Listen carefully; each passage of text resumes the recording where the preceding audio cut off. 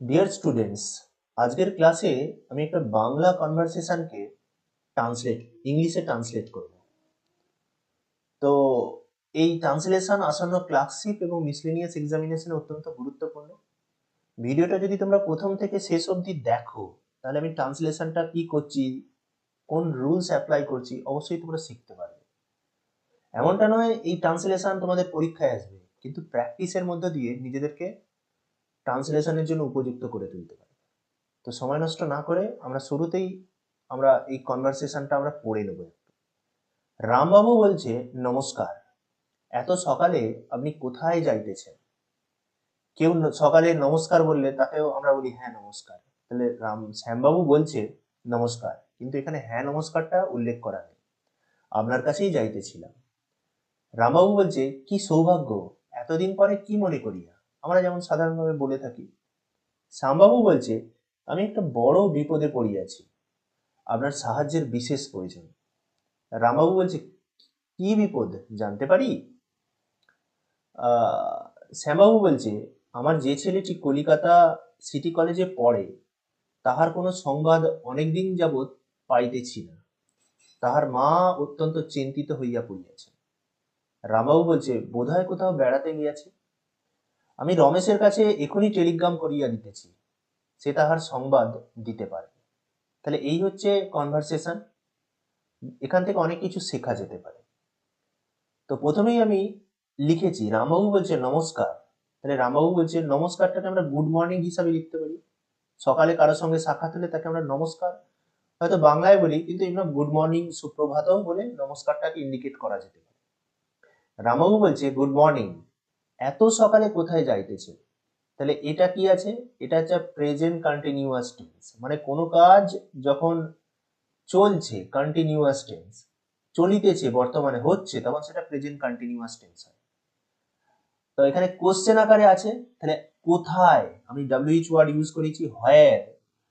You are going হতো, কিন্তু সেটা যেহেতু কোশ্চেন মার্কে আছে, কোশ্চেন ফরম্যাটে আছে, তাহলে আমরা কি লিখবো, হোয়ার আর ইউ গোয়িং এত সকালে, so early in the morning. তাহলে এত সকালে আপনি কোথায় যাইতেছেন? শ্যামবাবু তখন বলছে নমস্কার, আপনার কাছেই যাইতেছিলাম। তাহলে নমস্কার বলছে হ্যাঁ, ইয়েস গুড মর্নিং, হ্যাঁ নমস্কার।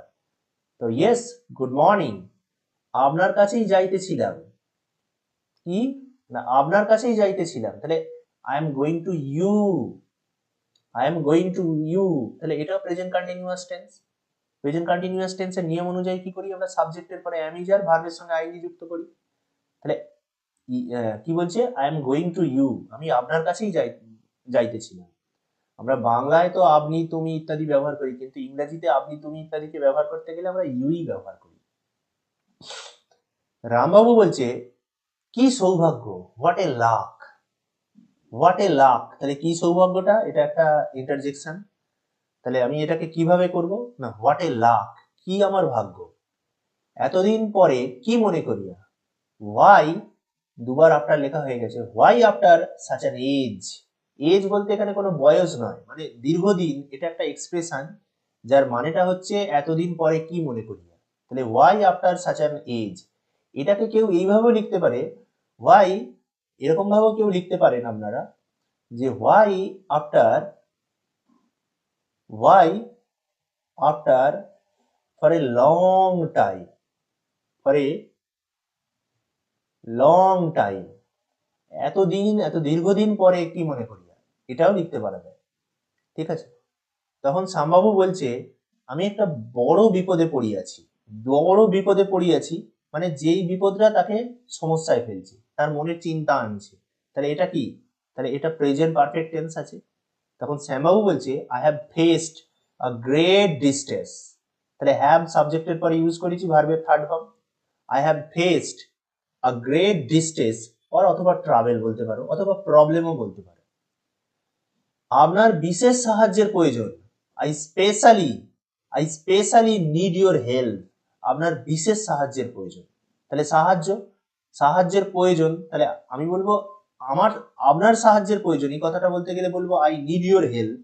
এবার যেহেতু বলেছে বিশেষ সাহায্য, তাহলে স্পেশালিটাকে আমি এটা মানে ভার্বের আগে দিলাম, এটা হচ্ছে অ্যাডভার্ব অফ ফ্রিকোয়েন্সি, যেটাকে আমরা কি করি না ভার্বের আগে আমরা বসাতে চাই।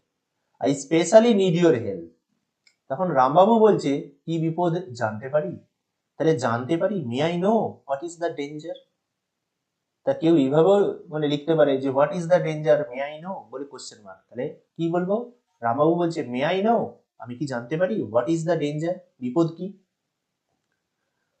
তখন শ্যামবাবু বলছে আমার যে ছেলেটি কলিকাতা সিটি কলেজে পড়ে তাহার কোনো সংবাদ অনেক দিন যাবৎ পাইতেছি না।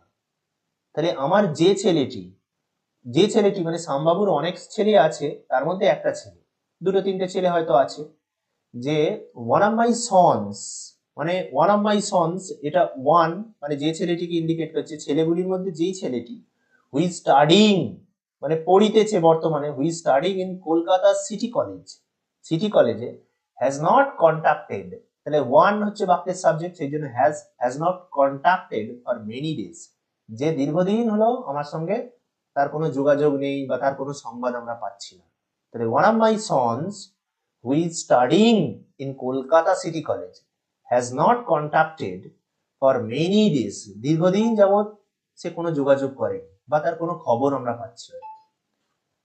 কেউ অন্যভাবে লিখতে চাইলে অন্যভাবেও লিখতে পারে, ঠিক আছে।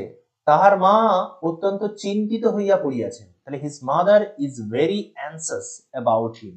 কেউ লিখতে পারো his mother is very worried about him. কেউ লিখতে পারো his mother is very thoughtful about him. এটাও লিখতে পারো, চিন্তিত হইয়া পড়িয়েছে। তখন রামবাবু বলছে বোধহয় কোথাও বেড়াতে গেছে, মানে পসিবিলিটিকে ইন্ডিকেট করছে, তাহলে আমরা মে ইউজ করব।